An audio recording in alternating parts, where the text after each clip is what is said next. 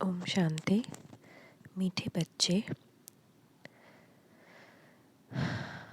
सतगुरुवार का दिन बाबा हमें बोल रहे हैं, मीठे बच्चे, अब तुम्हारे दिल में खुशी की शहनाई बजनी चाहिए, क्योंकि बाप आए हैं हाथ में हाथ देकर साथ ले जाने। अब तुम्हारे सुख के दिन आए कि आए। कल मैं यही सोच रही थी कि बाबा कभी कभी अभी औपचारिकता लगती है, वैराग्य इतना आ गया है कि परिवार के साथ रहना भी एक औपचारिकता लग रही है। लग रहा है जैसे काट रहे हैं, बस मन वहीं रमा है कि जाएं, कब जाएं, कब इस तूफान से, दुख की दुनिया से अपने पिता की छाँव में हमेशा के लिए चले जाएं। तो बाबा आज कह रहे हैं कि दुखी होने की ज़रूरत नहीं, दुखी होने की दरकार नहीं, क्योंकि अब तो दिल में खुशी की शहनाई बजनी चाहिए। जब बारात आती है तो शहनाई बजती है ना, तो हम आत्माएं दुल्हन और शिव हमारे साजन, तो हमारे दिल में शहनाई बजनी चाहिए कि बाप आए हैं हाथ में हाथ देकर साथ ले जाने, और अब हमारे सुख के दिन आने वाले हैं। प्रश्न है, अभी नए झाड़ की कलम लग रहा है, इसलिए कौन सी खबरदारी अवश्य रखनी है। जब नया झाड़ लगता है तो कौन सा खबरदारी रखना है। नया झाड़ लगने पे बहुत ज़ोर से हवा जब आती है तो कमज़ोर झाड़ी गिर जाती है। तो नए झाड़ को तूफ़ान बहुत लगते हैं, ऐसे ऐसे तूफ़ान आते हैं जो सब फूल फल आदि गिर जाते हैं। यहाँ भी तुम्हारे नए झाड़ का जो भी कलम लग रहा है उसे भी माया जोर जोर से हिलाएगी, है ना। कभी कोई सिचुएशन आएगा जो हम लेट सोएं और सुबह उठें ही नहीं। इस 1 महीना के बाद तो लग रहा है कि सब लोग सो ही गए हैं, न कोई मुरली पढ़ता है न कोई योग करता है। तो ये माया का ही कमाल है ना, आत्माओं का नहीं है। आत्माएं तो चाहती हैं जाना, माया भुला देती है। इसमें किसी आत्मा का कोई गलती नहीं होता है, मगर आत्मा ऐसा हिलाती है, भुलाती है माया कि फिर आत्मा फिर भूल ही जाती है, गिर पड़ती है, माया में उलझ जाती है, फंस जाती है। अनेक तूफान आएंगे, बहुत सारे तूफान आएंगे। माया संशय बुद्धि बना देगी, तो बहुत सारे लोग तो अब दिखते भी नहीं है मुरली कि बाबा क्या कह रहे हैं। माया संशय बुद्धि बना देती है। बुद्धि में बाप की याद नहीं होगी तो मुरझा जाएंगे, गिर भी पड़ेंगे। तो कभी कभी जब हम लोग को क्रोध आ जाता है या फिर दुखी हो जाते हैं, इसका मतलब उसे बाबा की यथार्थ याद नहीं है, आत्मिक स्वरूप नहीं है। आत्मिक स्वरूप बाबा की याद, बाबा की याद आत्मिक स्वरूप। तो उस वक्त माया जरूर थप्पड़ मारेगी, मुरझा जाएंगे, गिर भी पड़ेंगे। इसलिए बाबा कहते हैं, बच्चे माया से बचने के लिए मुख में मुलहड़ा डाल दो। तो ये कहानी है सिंदबाद या किसी की, जो उसके मुंह में मुलहड़ा डाल दिया था जिंदा रहने के लिए। तो मुलहरा क्या है, बाबा की याद है यहाँ पे। तो हम अपने मुंह में अगर मुलहरा डाल दें, यानी कि अपने मन में बाबा की याद बिल्कुल वैसे मुलहरे की तरह डाल दें, तो माया से बच सकते हैं। तो वो मुसीबतों से बचा था, वहाँ पे भी एक तरह की, अर्थात धंधा आदि भल करो लेकिन बुद्धि से बाप को याद करते रहो। यही है मेहनत, इसमें ही मेहनत है, और कोई मेहनत नहीं करने कहते हैं। पहले के ज़माने में टीवी वगैरह में दिखाते थे, ओम नमः शिवाय, पेड़ के नीचे, पहाड़ पे, एक पैर पे आंधी में, तूफान में, वो फिज़िकल है ना, मैनिपुलेशन है। यथार्थ क्या है? ये माया का तूफान, तरह तरह का तूफान, कभी किसी तरह का तूफान, कभी किसी तरह का तूफान। और हम क्या कर रहे हैं? हमारी मेहनत क्या है? एक पैर पे खड़ा रहना हमारी मेहनत नहीं। बाबा की याद हर कर्म करते हुए रहे, ये मेहनत हमें करनी है। कि ये बहुत बड़ी मेहनत है इन कंपैरिजन टू दोज की वो जो दिखाते थे हठ योग। आज का गीत है ओम नमः शिवाय। ओम शांति। तुम बच्चों को अच्छी तरह निश्चय हो गया है कि बाबा आकर नई दुनिया रचते हैं, जो हम पतित हैं उनको पावन बनाने। ऐसे नहीं कि सृष्टि है नहीं और बाबा आकर रचते हैं। बाप को बुलाते हैं कि हम जो पतित हैं उनको आकर पावन बना। दुनिया तो है ही, बाकी पुरानी को नई दुनिया करते हैं। यही दुनिया है, लेकिन इसको नई बनाते हैं। थोड़ा टेक्टोनिक प्लेट मूवमेंट ज़रूर होता है, ताकि वो जो अंदर का जितना डायमंड, गोल्ड और जितना भी पर्ल्स है ना, वो सब वापस बाहर आता है। अर्थ की फर्टिलिटी और बढ़ जाती है, प्रकृति और सुंदर हो जाती है। तो अर्थ का टेक्टोनिक प्लेट मूवमेंट होता है, अर्थक्वेक आता है, भूचाल आता है कहीं कहीं पे। तो ये सब रिफॉर्मेशन का पार्ट है।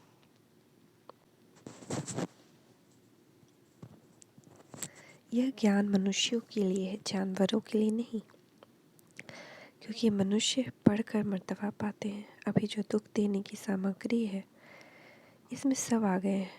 देह, देह के धर्म, देह के संबंध, ये सब दुख देने की सामग्री है। ये साइंस आदि। तो बाप इस दुख की सामग्री को सुख का बनाते हैं। यही सारी चीज़ें, देह, देह का धर्म, ये सारे साइंस सतयुग में सुख देंगे। क्योंकि अभी ये सब है माया के वश में, तो ये दुख देते हैं। यही जब हो जाएंगे राम के वश में, सुख देंगे। तो बाप इस दुख की सामग्री को सुख का बनाते हैं। तब बाप ने कहा है, मैं दुखधाम को सुखधाम बनाता हूँ। मैं हूँ ही दुख हरता सुख करता। और हम क्या है? मास्टर दुख हरता सुख करता। गलती से भी किसी को दुख नहीं देना है, जोर से नहीं बोलना है। माफ़ी देने में एक क्षण नहीं लगाना है, तुरंत माफ़ी। अब तुम्हारे अंदर शहनाई बजनी चाहिए कि हमारे सुख के दिन सामने आ रहे हैं। जानते हो कि भाप कल्प के बाद मिलते हैं, और कोई ऐसे किसके लिए नहीं कहते। भगवान आते ही हैं भक्तों को सद्गति देने। तो जिन्होंने अपनी 63 जन्म, 21 जन्म तो भक्ति होती नहीं, अपने 63 जन्म में बहुत भक्ति की है, वो ही इसमें ज़्यादा, उनको ही ज़्यादा फल मिलता है। मतलब ज्ञान, ये ज्ञान जो है ना, उस भक्ति का फल है। तो सब सोचता है ना, भक्ति का क्या फल मिला हमको। तो फल तो दे रहे हैं भगवान, ले ही नहीं रहे हैं बहुत लोग।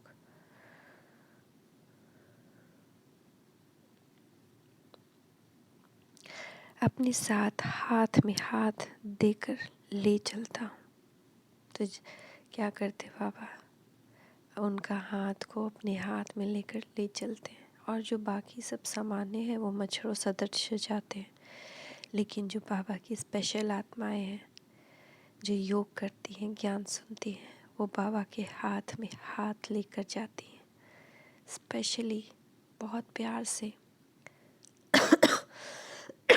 बाबा उनको अपने साथ परम धाम ले जाते हैं और फिर सुख धाम में भेजते हैं। ये बहुत सुंदर अनुभव है। एक बार सारे घर के काम करके मैं बस सोफे पे बैठी थी कि अचानक ऐसा लगा कि घर का छत नहीं है, और मैं बिल्कुल आत्मिक स्वरूप में आ गई। और ऊपर से शिव बाबा आए और उनकी किरणों रूपी हाथ, जैसे मेरे किरणों रूपी हाथ को लेकर के मुझे परम धाम ले गए। बहुत सुंदर अनुभव था। तो अगर हम ऐसा चाहते, यथार्थ में हो ऐसा नहीं कि ऐसा अनुभव कराया बाबा ने और हम अच्छे कर्म ना करें, पाप कर्म करते रहें, विकारों से अपने आप को दूर न करें, योग न करें, ज्ञान न लें, दुआएं न दें, दुआएं न लें तो फिर से बाबा के साथ ही जाएंगे। नहीं, बाबा के साथ वही जाएंगे जो बाबा के श्रीमत पर यथार्थ चलेंगे, योग करेंगे, उनको याद करेंगे, पूरे दिन कर्म करते हुए उनकी याद में रहेंगे, अपने आप को अच्छा बनाएंगे, इच्छा मात्रम अविद्या, दुनियावी इच्छा नहीं रखेंगे, सबका भला करेंगे लेकिन एक्सपेक्टेशन कुछ नहीं। वे उन्हीं का हाथ शिव बाबा अपने हाथ में लेकर उनको अंत में परम धाम ले जाएंगे, कोई कष्ट नहीं होगा उनको।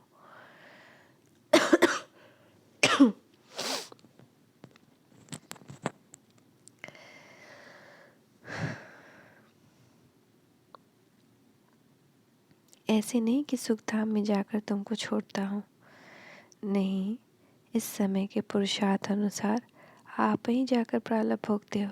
तो ऐसा नहीं कि बाबा सुख धाम में ले जाते, परम धाम ले जाते हैं, फिर वहाँ से हमने जैसा पुरुषार्थ किया है वैसा एनर्जी हमें खींच लेती है।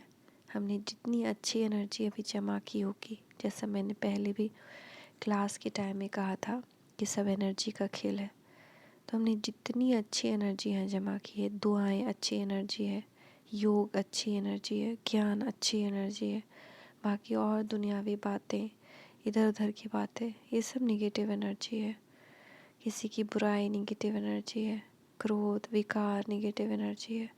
तो हम निगेटिव एनर्जी को दूर कर जितनी अच्छी एनर्जी भरेंगे अपने अंदर के गुण को डेवलप करेंगे, वो एनर्जी आप ही हमें सुख धाम में खींच लेगी, परम धाम से, और हम उसी अपनी पदवी पे आ जाएंगे।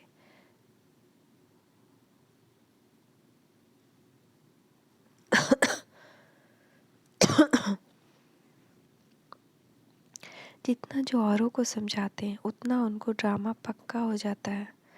मनुष्य कोई ड्रामा देखकर आते हैं तो कुछ दिन तक पक्का हो जाता है, तो तुमको यह भी पक्का हो जाता है क्योंकि यह बेहद का ड्रामा है। सतयुग से लेकर इस समय तक ड्रामा बुद्धि में है। सेंटर पर आते हैं तो सावधानी मिलती है, तो ये याद आ जाता है, यहाँ भी बैठे हो तो याद है। सृष्टि तो बेहद का ड्रामा है, ये बात हमें अपने अंदर बिठानी है। सब ड्रामा चल रहा है, ये बेहद का ड्रामा है, सृष्टि का ड्रामा है। हम सब यहाँ एक्टिंग करने आए हैं, किसी किसी रोल में हर जन्म में एक्टिंग करते आए हैं, कभी मेल कभी फीमेल।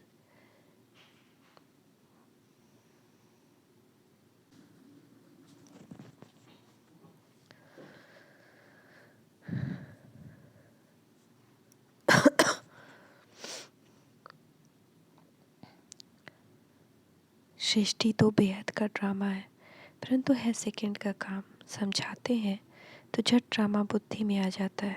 जानते हैं कि कौन कौन आकर धर्म स्थापन करते हैं। मूल वतन को याद करना भी सेकंड का काम है। दूसरा नंबर है सूक्ष्म वतन, तो वहाँ भी कोई बड़ी बात नहीं है क्योंकि वहाँ भी सिर्फ ब्रह्मा विष्णु शंकर दिखाया, वह भी जट बुद्धि में आ जाता है। फिर है स्थूल वतन, इसमें 4 युगों का चक्र आ जाता है। यह है बाप की रचना। ऐसे नहीं कि सिर्फ तुम स्वर्ग को याद करते हो, नहीं, स्वर्ग से लेकर कलयुग अंत तक का तुम्हारी बुद्धि में राज है, तो तुमको औरों को भी समझाना है। यह झाड़ और गोले सृष्टि चक्र का चित्र सबके घर में रहना चाहिए। जो कोई आवे उनको बैठ समझाना चाहिए। रहम दिल और महादानी बनना है। इसको अविनाशी ज्ञान रत्न कहा जाता है। इस समय तुम भविष्य के लिए धनवान बनो। बाप समझाते हैं, बच्चे अब तक तुमने जो कुछ भी पढ़ा है सुना है उन सबको भूल जाओ। मनुष्य मरने समय सब कुछ भूल जाते हैं ना, तो यहाँ भी तुम जीते जी मरते हो। तो बाप कहते हैं, मैं नई दुनिया के लिए जो बातें सुनाता हूँ वही याद करो। अब तक जो भी बातें हमने पढ़ी सुनी वो पुरानी दुनिया के लिए थी, वो भक्ति का मटेरियल था, सामग्री था उस नाटक के लिए। होता है ना, डायलॉग हर एक जगह के लिए अलग अलग, तो अब जो हमको बाबा बता रहे हैं वो स्वर्ग लोक के लिए, तो वो अब हमको याद रखना है। अभी हम अमर लोक में जाते हैं और अमरनाथ द्वारा अमर कथा सुन रहे हैं। कोई पूछते हैं मृत्यु लोक कब शुरू होता है? बोलो जब रावण राज्य शुरू होता है। अमर लोक कब शुरू होता है? जब राम राज्य शुरू होता है। भक्ति की सामग्री तो ऐसे फैली है जैसे झाड़ फैला हुआ है। अब नए झाड़ को कलम लग रहा है, तो ऐसे झाड़ को माया के तूफान देखो कितने लगते हैं। जब तूफान लगता है तो बगीचे में जाकर देखो कितने फल फूल गिरे हुए होते हैं, थोड़े बच जाते हैं। यहाँ भी ऐसे ही है, माया के तूफान आने से, बाबा की याद न रहने से मुरझा जाते हैं, कोई तो गिर पड़ते हैं। हाथम ताई का खेल है ना, तो हाँ ये हाथम ताई सिंदबाद नहीं, हाथम ताई का कहानी है कि वो उसने मुख में मुलहरा डाल दिया था ताकि वो मृत्यु को ना पाए और मुसीबतों से बचा रहे। तो हमें भी अपने मुख में बाबा की याद का मुलहरा डालना है। अगर बुद्धि में बाबा की याद हो तो माया का असर नहीं होता है। बाबा ये थोड़ी कहते कि धंधा आदि ना करो, धंधा आदि करते बाप को याद करो, इसमें मेहनत है। राजाई लेना कोई कम बात है क्या? कोई हद की राजाई लेते हैं तो भी कितनी मेहनत करनी पड़ती है। यह तो सत्युग की राजाई लेते हो, मेहनत जरूर करनी पड़े। परमात्मा को ज्ञान का सागर का कहा जाता है, जानी जानन हार नहीं। जानी जानन हार माना थॉट रीडर, यानी अंदर को जानने वाला। वास्तव में यह भी एक रिद्धि सिद्धि है, उससे प्राप्ति कुछ नहीं। अगर उल्टा भी लटक जाए तो भी प्राप्ति कुछ नहीं। आजकल तो आग से भी पार करते हैं, तो हड्डियों में बहुत कुछ करते हैं, पानी पे बैठते हैं, पानी पे चलते हैं, एक पैर पे खड़े होते हैं, बहुत सारी चीज़ें करते हैं, तो उससे कुछ होने वाला नहीं। एक सन्यासी था, उसने आग से पार किया। सुना है सीता ने आग से पार किया, तो यह भी आग से पार करते हैं। अब यह सब दंत कथा है। वह कह देते हैं शास्त्र अनादि है, कब से, तारीख तो कोई है नहीं, दूसरे धर्मों की तारीख है, उससे हिसाब लगाया जा सकता है। जैसे कहते हैं क्राइस्ट के 3000 वर्ष पहले भारत हेवन था, परंतु हेवन में क्या था यह नहीं जानते। झाड़ का राज तुम्हारी बुद्धि में। बहुत लोग सोचते हैं कि सृष्टि शुरू हुई तो मनुष्य नंगे थे, बंदर थे, ऐसा कुछ नहीं है। हेवन था, बहुत दैवी राज्य था, वहाँ के ड्रेसेस तो और भी ग्रैंड थे, हल्के मगर हीरे जवाहरातों से जड़े हुए। तुम वर्णन कर सकते हो कि इस वृक्ष का फाउंडेशन कैसे लगा, फिर कैसे वृद्धि को पाया। जब फ्लावर वॉस फूलदान बनाते हैं तो ऊपर से फूल बनाते हैं, यह भी ऐसे है। पहले देवी देवता धर्म का तना था, पीछे ये सब धर्म तने से निकलते हैं, अर्थात उनकी प्रजा का फ्लावर दिखाते हैं।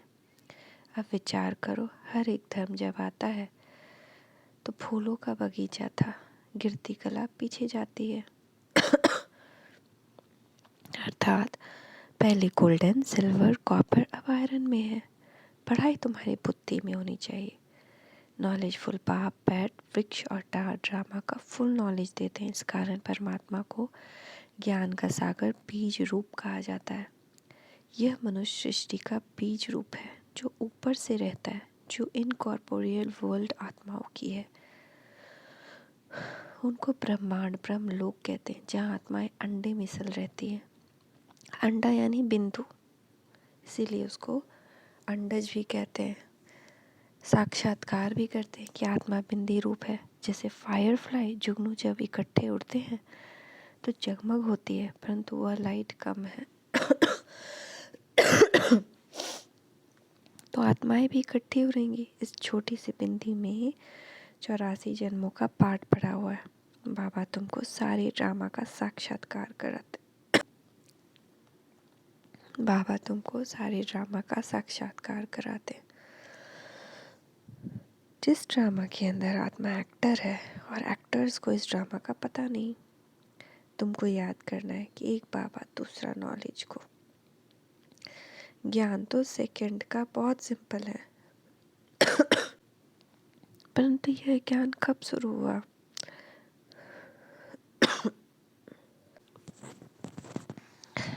विस्तार करना पड़ता है क्योंकि भूल जाता है। माया के विघ्न भी पड़ते हैं, शारीरिक बीमारी आ जाती है। आगे कभी बुखार नहीं हुआ होगा, ज्ञान में आने के बाद बुखार हो जाता है तो संशय में पड़ जाते हैं कि ज्ञान में तो बंधन खलास होना चाहिए, परंतु बाबा तो कह देते हैं कि यह बीमारी और आएंगी। हिसाब किताब भी चुकतू करना है ना, तो सबको आएगी। जो ज्ञान में नहीं है उनको एक साथ आएंगी, और हम ज्ञान में हैं इसलिए हम धीरे धीरे करके चुकतू कर देते हैं, कभी खांसी, कभी सर्दी, कभी बुखार से। मगर जो ज्ञान में नहीं है उनको एक साथ बड़ी बीमारी आ जाती है। फिर वो लोग सोचते हैं कि हमने तो सिगरेट पी नहीं, फिर हमको ये सब लंग कैंसर क्यों हो गया, हमने तो कुछ ऐसा गंदा किया है नहीं, फिर हमें ब्रेन ट्यूमर क्यों हो गया, ब्लड कैंसर क्यों हो गया, एड्स क्यों हो गया, इतनी बड़ी बड़ी बीमारी क्यों हो गई। तो उनको एक साथ आ जाती है और हम छोटी छोटी बीमारियों से अपना छोटी छोटी परिस्थितियों से अपने कर्म बंधन को काटते हैं। भक्ति में मनुष्य 9 रत्नों की अंगूठी पहनते हैं, बीच में वैल्यूएबल रत्न लगाते हैं। आजू बाजू कम कीमत वाले, कोई रत्न 1000 वाले होते हैं, कोई 100 वाला। बाबा कहते हैं कि यह हीरे जैसे अमूल्य जीवन है, तो सूर्यवंशी में जन्म लेना चाहिए। जीवन बहुत अनमोल है, तो हम चंद्रवंशी में क्यों जन्म लें? क्यों ना हम ऐसा पुरुषार्थ करें जो हम सूर्यवंशी में जन्म लें। सतयुग का महाराजा महारानी और त्रेता के अंत का राजा रानी, कितना फर्क होगा। यह ड्रामा की कहानी औरों को भी समझानी है। आओ तो हम आपको समझाएं कि 5000 वर्ष पहले एक बहुत अच्छा देवताओं का राज्य था। उन्होंने ये पद कैसे पाया? लक्ष्मी नारायण जो सतयुग की राजाई लेते हैं, उन्होंने 84 जन्मों की हिस्ट्री ज्योग्राफी सुनाए। ऐसे ऐसे टेम्पटेशन, प्रलोभन देकर उनको अंदर ले आना चाहिए। सेकंड की कहानी है, परंतु है पद्मुखी। कहाँ भी तुम जा सकते हो, कॉलेज में, यूनिवर्सिटी में, हॉस्पिटल में जाओ तो कहना चाहिए कि तुम कितना बीमार पड़ते हो। हम आपको ऐसी दवाई देंगे जो 21 जन्म बीमार ही नहीं पड़ेंगे। आपने सुना है कि परमात्मा ने कहा है, मन मना भव। तुम बाप को याद करेंगे तो विकर्म विनाश होंगे और कोई नए विकर्म होंगे ही नहीं। तुम एवर हेल्दी वेल्दी बन जाएंगे। आओ तो हम परमपिता परमात्मा की बायोग्राफी बताएं। परमात्मा को सर्वव्यापी कहना कोई यह बायोग्राफी थोड़ी ही है। ऐसे ऐसे समझाना चाहिए। अच्छा, आज तो भोग है। गीत धरती को आकाश पुकारे, इसको कहा जाता है पुरानी झूठी दुनिया। इसको रौरव नर्क कहा जाता है। गीत भी अच्छा ही है कि आना ही होगा प्रेम की दुनिया में। सूक्ष्म भी है, भी प्रेम है ना। देखो ध्यान में खुशी खुशी जाते हैं, सतयुग में भी सुख है। यहाँ तो कुछ नहीं, तो इस दुनिया से वैराग्य आना चाहिए। बहुत वैराग्य अब आता है। ये सन्यासियों का तो है हद का वैराग, तुम्हारा है बेहद का वैराग्य। तुम्हें तो सारी दुनिया को भुलाना है। बाबा ने बॉम्बे में एक पत्र लिखा था। बाबा सिर्फ बॉम्बे वालों को ही नहीं कहते, परंतु जब अब सेंटर्स वालों के लिए भी बाबा की राय निकलती है। तुमको भाषण करना होता है सुबह और शाम को, तो हर एक शहर में बड़े बड़े हॉल तो होते ही हैं और बहुत के मित्र संबंधी भी होते हैं, तो एडवर्टाइज करनी ही है कि हमको परमपिता परमात्मा का परिचय देना है, ताकि सभी परमात्मा से अपना बर्थ लाइट ले सके। हमको सिर्फ 1.5 घंटा सुबह, 1.5 घंटा शाम के लिए हॉल चाहिए। कोई हंगामा नहीं होगा, बाजा गाजा नहीं। तो कोई वाजिब किराए पर देवे तो हम ले सकते हैं। एरिया को भी देखना है, घर को भी देखना है कि अच्छा है, अच्छा आदमी होगा तो अच्छे जिज्ञासुओं को लेकर आएगा। ऐसे ऐसे 4-5 जगह भाषण करना चाहिए बड़े बड़े शहरों में। अगर फर्स्ट फ्लोर ना मिले तो सेकंड फ्लोर, नहीं तो लाचारी हालत में थर्ड फ्लोर भी ले सकते हो।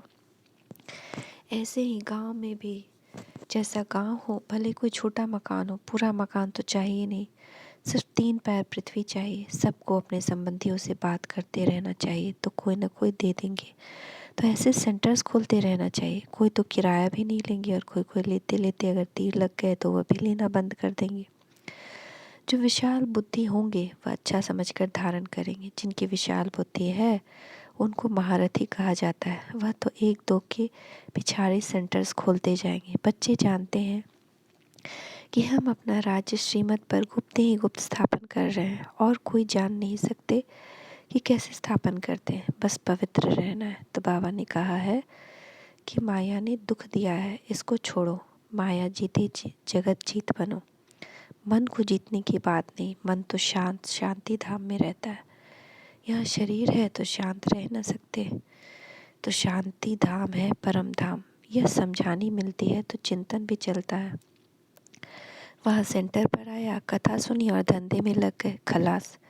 यहाँ ताज़ा ताज़ा रहता है, इसलिए बच्चे रिफ्रेश होने के लिए आते हैं। दुनिया वालों की बुद्धि में नहीं रहता है कि भारत परमात्मा का बर्थ प्लेस जन्म स्थान है। यहाँ सुनने से तुमको नशा रहता है कि हम शरीर छोड़ अमर लोक में जाएंगे। सत्युग में ये नहीं होगा कि फलाना मर गया, नहीं। जब पुराना चोला छोड़ेंगे, नया लेंगे तो खुशी होगी ना। बाजा बजेगा, कितना मजा आएगा। तो जिस दिन पूरी दुनिया को इस बारे में पता चलेगा ना, उस दिन चारों तरफ शंख नाद बजेंगे। शंख की ध्वनि से पूरा आकाश गूंजेगा। सोचें कि अगर हमारा पुरुषार्थ अच्छा ना रहा तो हमें उस वक्त कितना पछतावा होगा, जब हमें दिखाया जाएगा कि हम क्या पदवी पाने वाले हैं। तो हे आत्माओं, जागो जागो जागो। अच्छा, मीठे मीठे शिकीलते बच्चों प्रति माता पिता बाप दादा का याद प्यार गुड मॉर्निंग। रूहानी बाप की रूहानी बच्चों को नमस्ते। रूहानी बच्चों की रूहानी माता पिता बाप दादा को दिल और प्रेम, सिक और प्रेम सहित याद प्यार नमस्ते, गुड मॉर्निंग। शुक्रिया बाबा, शुक्रिया। धारणा के लिए मुख्य सार। पहला, इस बेहद की दुनिया से वैराग्य रख, इसे बुद्धि से भूलना है। अविनाशी ज्ञान रथ धारण कर भविष्य के लिए धनवान बनना है। नई दुनिया के लिए बाप जो बातें सुनाते हैं वह याद रखनी है, बाकी सब पढ़ा हुआ भूल जाना है। ऐसे जीते जी मरना है। वरदान, कल्याणकारी युग में स्वयं का और सर्व का कल्याण करने वाले प्रकृति जीत माया जीत भव। कल्याणकारी युग में स्वयं का, ये संगम युग कल्याणकारी युग है। इस कल्याणकारी युग में स्वयं का और सर्व का कल्याण करने वाले प्रकृति जीत माया जीत भव। हमारा शरीर भी प्रकृति है। अगर हम प्रकृति जीत बन जाएंगे, हम बीमारियों से छूट जाएंगे। हम दर्द होते हुए भी दर्द का एहसास नहीं करेंगे। गर्मी, मौसम, जाड़ा, बरसात, बाढ़, अर्थक्वेक, ये हमें छू भी नहीं पाएगा। और माया जीत बन जगत जीत बन जाएंगे। कोई परेशानी लाइफ में आ जाए, हमें हिला नहीं पाएगी। बाबा से ये वरदान दिल से ले लें। महसूस करें बाप दादा का वरद हस्त हमारे मस्तक पे। बाबा हमें वरदान दे रहे हैं।